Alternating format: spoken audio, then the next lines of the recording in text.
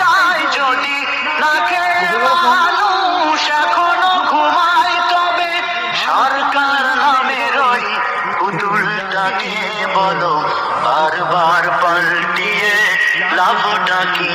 তুমি সে কথা কখনো ভেবেছ কি?